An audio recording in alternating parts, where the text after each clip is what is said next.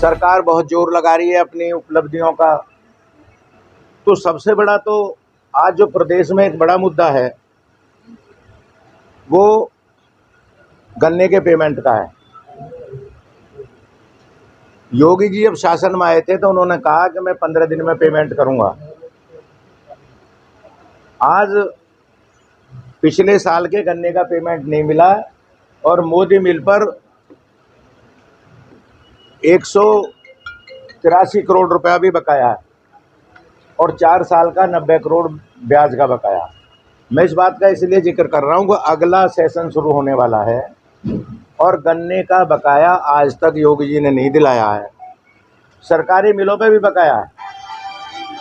तो आप ये देखो कि अगर इस तरह की स्थिति रहेगी, किसान को ब्याज भी नहीं मिल रहा तो किसान कहाँ से खाद खरीदेगा, कहाँ से बीज खरीदेगा। अक्टूबर में मिल चलने वाले हैं। तो हमारी मांग है योगी जी से कि मिल चलने से पहले गन्ने का पेमेंट में ब्याज के कराया जाए।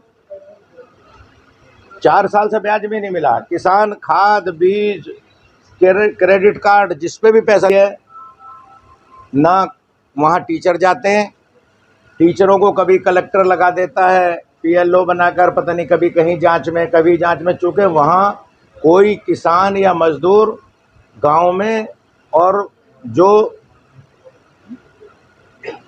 ऐसी कॉलोनियां हैं जहां काम ज़्यादा मेहनत कश लोग रहते हैं, उसमें शिक्षा व्यवस्था सरकार ने चौपट कर दी है। हमारी मांग है कि पहले सरकार हजारों करोड़ का घोटाला हुआ है, इसकी सीबीआई जांच होनी चाहिए और सीबीआई किताबें नहीं दे पाए हो। आप मिड डे मील की जांच करो और मिड डे मील में कौन कौन लोग हैं, अगर उनके नाम आप लोगों को मालूम हो, सरकार उजागर करे किसने खाया है। मेरी ये मांग है। और नहीं तो हमारी पार्टी इसको उजागर करेगी कि मिड डे मील किन के पास है और वो कौन लोग हैं और किन से संबंधित हैं। ये ऐसे सवाल हैं। आज किसान लगान दे रहा, आप दे रहे हो इनकम टैक्स, आपका पैसा खाया जा रहा है। उस पैसे पे अगर लूट की छूट सरकार करेगी तो हम लोग बोलेंगे। इसलिए मेरी मांग है कि मिड डे मील की सीबीआई जांच हो और प्राथमिक शिक्षा का स्तर इतना ऊंचा करो। हम सब लोग, आप में भी बहुत से लोग होंगे जो गांव में हम लोग प्राइमरी और जूनियर हाई स्कूलों से पढ़ के आए। अगर वो ठप हो जाएंगे तो अब कस्बों में तो हो गया है, गांव में भी शिक्षा माफिया पनप जाएंगे और लुटाई किसान की और मजदूर की हो जाएगी। ये मेरा कहना है। तो मैं योगी जी से मांग करता हूं कि बेसिक शिक्षा को, जो ये शिक्षा है आपकी सरकारी, इसको दुरुस्त करने का काम करो। तीसरा मेरा निवेदन है कि बड़ा अभी नगर निगम के चुनाव भी होने वाले हैं और भारतीय जनता पार्टी बहुत दम भर रही है। हमने शहरों में बड़ा सुधार किया है। गाजियाबाद नगर निगम में 25 साल से भाजपा का कब्जा है।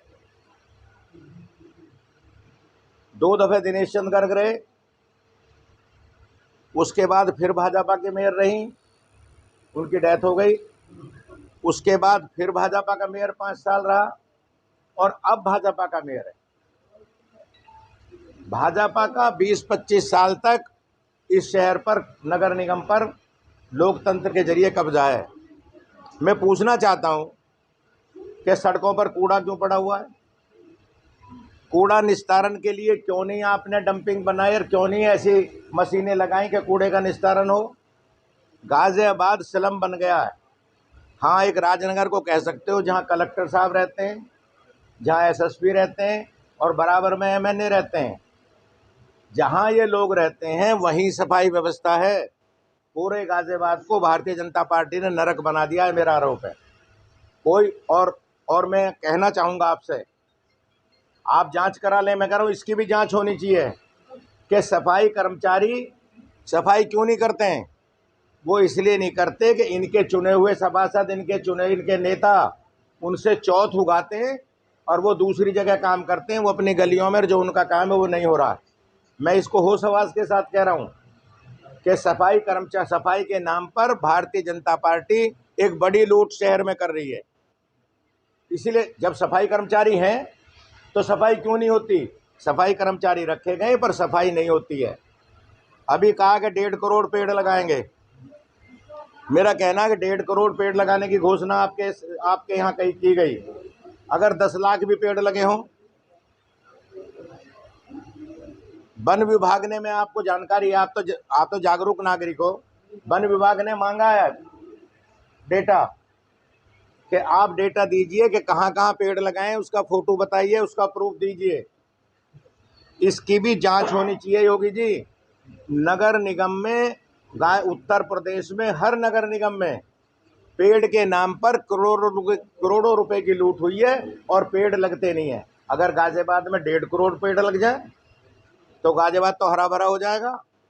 तो इस चीज को भी लोकदल उठाने का काम करेगा कि पर्यावरण का सवाल है, करेंगे। आप पर्यावरण को खराब कर रहे हो। जो पेड़ लगाए, मेरी मांग है कि उसकी जांच होनी चाहिए। वो पेड़ कहाँ लगे? वन विभाग मांग रहा है हिसाब। वन विभाग ने इनसे हिसाब मांगा, हिसाब दे 1.5 करोड़ पेड़ कहाँ लगे। ये लूट की जो छूट गाजियाबाद में मिल रही है, आज तक आप निस्तारण नहीं कर पाए। और एक ऐसी गजब की बात मैं आपको बताऊं, चूंकि मैंने इस पे पता किया है कि आपका सीवर का पानी नदियों में डल रहा है। आपने सीवर ट्रीटमेंट प्लांट लगा रखा डूंडाहेड़े में, इंदिरापुरम में। आप जांच कर लो। मेरा आरोप है कि डूंडाहेड़े में शक्ति भाई पांच वो लगे हुए हैं मशीन, केवल 2 चलती है, 3 का डीजल बचाया जाता है और उनका सीधा पानी नदी में डाला जाता है। जो सीवर ट्रीटमेंट प्लांट है वो नहीं चलते हैं और उसमें अधिकारी और इनके नेता मिलकर डीजल बेच रहे हैं। ये है भारतीय जनता पार्टी, राम के नाम पे वोट लेने वाली पार्टी डीजल बेच रही है। जो राम के नाम पे पार्टी काम करती है, राम हमारे आदर्श हैं, राम के नाम पर आने वाली पार्टी उत्तर प्रदेश यहाँ नगर निगम में डीजल बेच रही है। अगर ये मशीनें चले और जहाँ पर भी गंदा पानी नदी में डल रहा है वहाँ पर ट्रीटमेंट प्लांट लगे और हिंडन नदी में, मुझे याद है अपने बचपन का जवानी का, कि नदी में लोग नहाते थे। सुबह को गाजियाबाद के लोग सैर करने जाते थे, नदी में नहा कर लौटते थे। आज अगर पैर डाल दोगे तो एक्जिमा हो जाएगा। इसका जो ये कृपा भी भारतीय जनता पार्टी